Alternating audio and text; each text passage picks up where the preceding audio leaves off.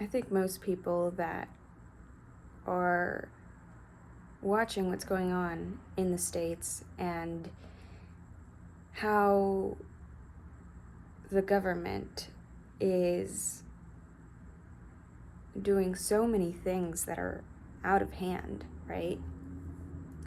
And implementing policies that don't make sense for the rest of the population, right? For the greater good, we could say. Most people are coming to realize that the government doesn't have your best interest in mind. Of course it doesn't. And I think if, before people call me a lefty or a libertard or any of that, it's important to be able in life to take a step back and observe what's going on in your environment, without or trying to not bring your own preconceived notions about the situation that you're watching. It's important to be able to watch from a bird's eye view what's going on in your environment. That allows you to see if your preconceived notions or your ideas about the world or whatever it is, if they are correct, and being able to put your beliefs under a microscope. It can be scary because it encourages and oftentimes creates more change inside of you. Like, you're constantly shedding skins, you're constantly changing as a person, you're challenging what you believe. And some people don't like to do that because it's uncomfortable work. It really is. And there are so many layers of illusions that we are blinded by, and that we don't, because they're illusions, we don't see them as that. And so it takes a lot of self-awareness to be able to catch those illusions. And you may think that you haven't been deluded, right? But as you start to become more self-aware of your illusions, you start to shed the big ones, like the government is an illusion, right? I'm going to talk about it in this video, but I guess I'm going on a tangent right now, but this is important. Like, things like race, that's an illusion. Things like money, currency, that's an illusion. Basically, all of the laws that we have created, the Homo sapiens species has created, is an illusion. These are all illusions. And as you start to shed the big ones, right?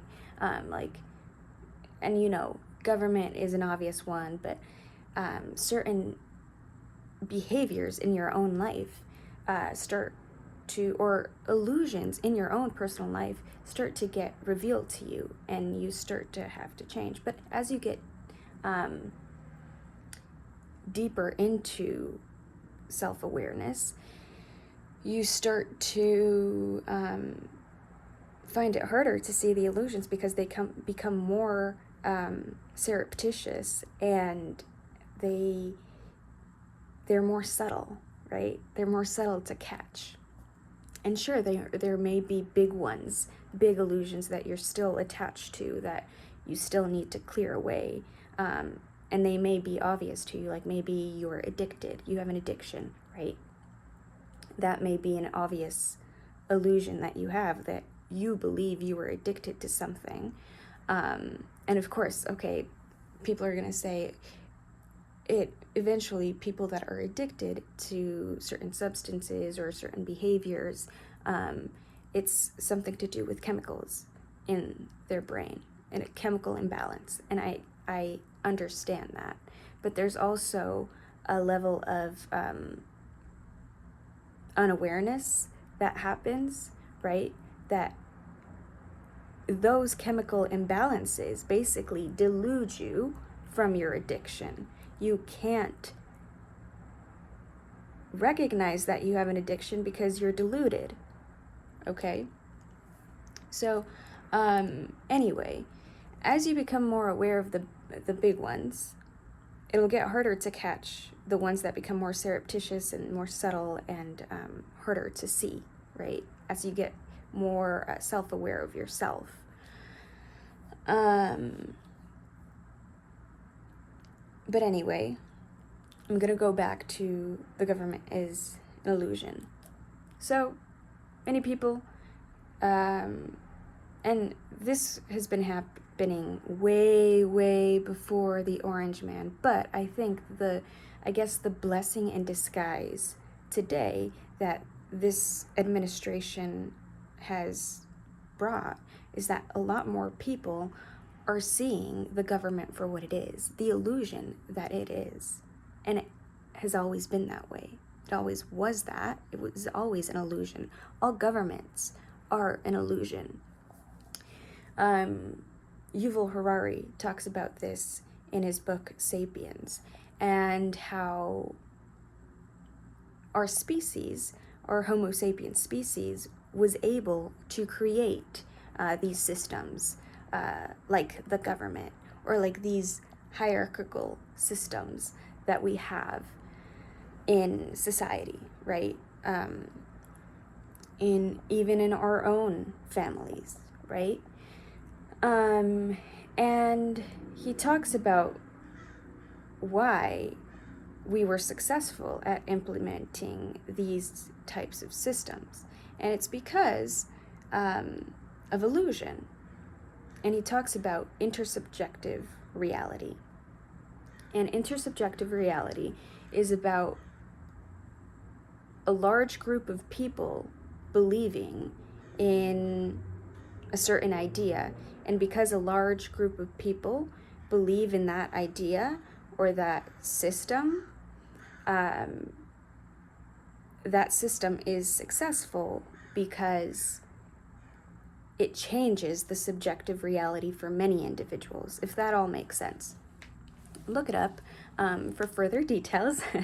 It's called intersubjective reality. And of course,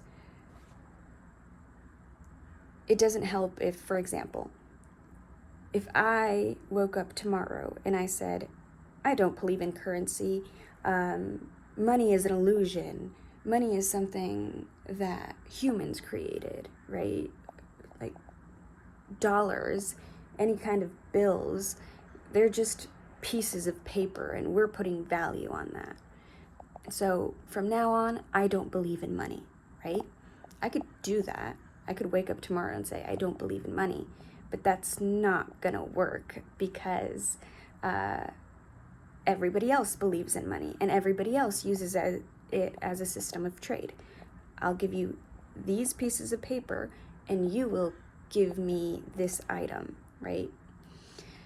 And the rest of our species believes in currency. So it's not going to do me any good if I stop believing in currency, right? Because if I want to live in society, I have to believe in these intersubjective myths. I can, or maybe not believe, but I'm aware of this myth, but I have to play by the game. I have to play by the myth. I have to pretend like I believe the myth, or I'm kind of forced to pretend like I want to believe in this myth because this is how you survive in society. You have to have these papers in order to get items, like items to feed you and items to shelter you, right? Important things for your own livelihood. And so, yeah, you're just forced to believe in this myth, right? And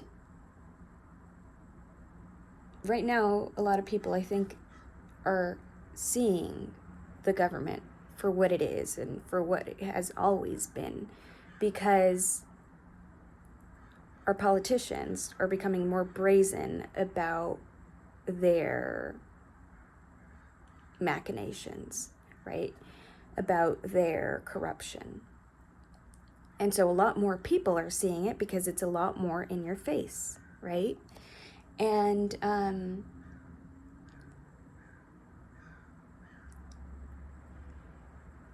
let's say tomorrow, right? Let's put a scenario out there that tomorrow all 300 million Americans say, we don't believe in the government.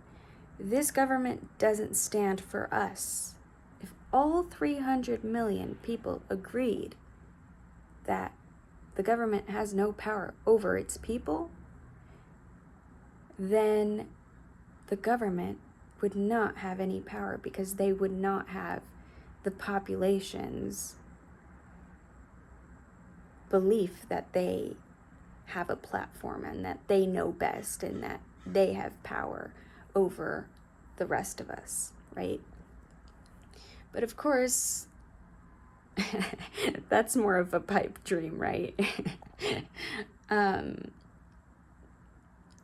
So what do? I guess we just accept the game. I mean, I don't have the answers, okay? So I'm not saying I have the answers or the solution, but do we have to just accept this game?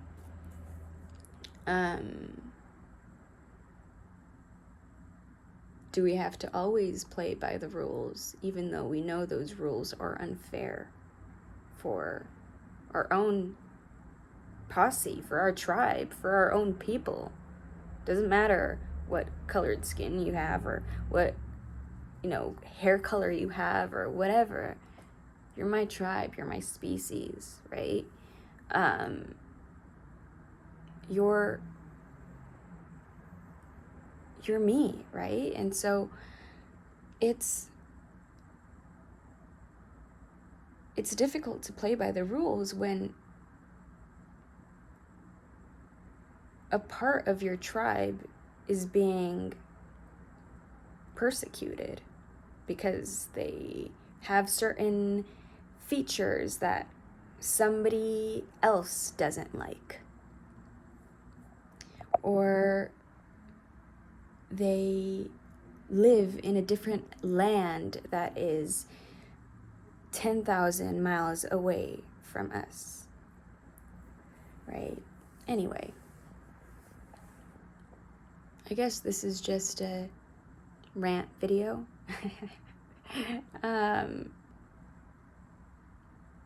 Yeah.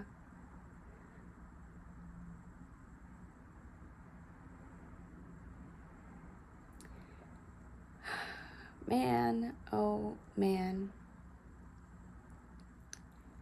I think people are also, well, this is my theory. Okay, doesn't mean that it's true. It's just my, my theory and what I think will happen. My predictions.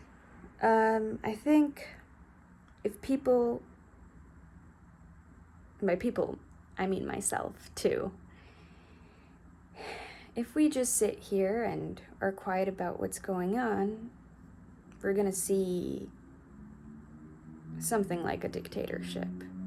And that's how dictatorships show up in countries. People always, I remember when I was reading, history books, or when I was back in school, reading about the different countries that fell under dictatorships, I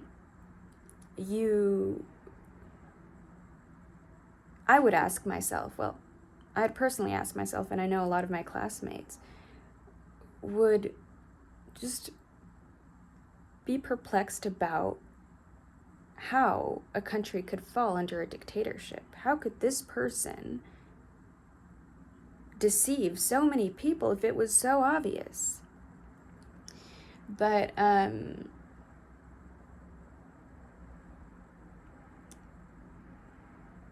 remember I read something about the devil. And okay, I should preface this by saying I'm not talking about like the devil in the Bible. Well, there's no devil in the Bible. There's no mention of the devil in the Bible, actually. That was an invention, an illusion that people in power, clergymen, created to control the population. So the Christian devil, we can say, or like the Christian created devil, not the. There's no mention of the devil or hell. Oh, wait, shit. There is mention of the devil. There's no mention of hell. Okay, shit. Okay. It's been a while since I read the Bible. Okay. But look it up. Don't believe what I say. Okay? This is why we need to read more. Because you can't trust what other people say. You can't trust what I say. You can't trust what anybody says. Go look it up yourself, because people make mistakes. Sometimes it's unwittingly and unintentionally. Sometimes it is intentionally, right? Okay, but hell is not in the Bible. Can some Christian that has read the Bible, ex-Christian or current Christian, can you confirm if there is a devil in the Bible? I believe there is. I remember. Yes, of course, the story of Lucifer is in the Bible. Ha ha ha. Story of Lucifer. What I was thinking was hell. But anyway, I'm not talking about the Christian devil, okay? I'm talking about devil as an evil. And of course, evil is an illusion, but I'm talking about the thing that inflicts pain, that energy that inflicts pain, inflicts darkness, inflicts fear, the illusion of fear, the illusion of pain, the illusion of suffering, right? The illusion of competition. I'm talking about that as the devil, right? Oh my God, it's so hard to explain this stuff and make a video about it. So I'm talking about that kind of devil. And so I read somewhere, going back to where I was going at. So the devil usually disguises itself in sheep's skin. It will never show up as this intimidating, selfish, evil entity or thing. It will always show up as this kind or charismatic, or they actually care about you kind of persona, right? It will be a persona that conveys care for people. And so in that passage that I was reading, they were talking about how the devil can manifest itself in a priest, right? Like that evil energy. And like I said, evil is an illusion. The concept of evilness is an illusion, but for lack of a better term, evil shows up. It can show up in priests, it can show up in teachers, it can show up in people that you trust. And it's sometimes, we've seen it many times in our communities, it shows up like that with the people that you least expect it, right? And that's how dictatorships come about, because these politicians come into power, but the rest of the population doesn't really think that these people are capable of such things. But of course, in order for them to have a platform, or for the rest of the population, or for most of the population to agree about what's going on, or to stay silent, or to create divisions within the tribe, the politician or the leader has to show a level of care, right? And so we're seeing that a lot of people have been deceived. And this is not a leftist or rightist kind of... I'm not affiliated to these things. I'm not a lefty, a righty. I see both sides. Of course, I'm going to have more progressive or liberal leaning beliefs, okay, because of my background and, you know, my experiences as a person, where I grew up and all of that stuff. But I see where the Democratic Party screws up.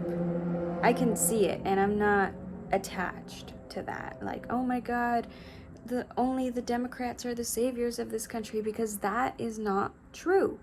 Just like people that believe that only the Republicans in power will save this country and keep it safe. That's an illusion, because in the end, it doesn't matter if you're a Democrat or a Republican or Libertarian or a Green Party person, or what's the other one?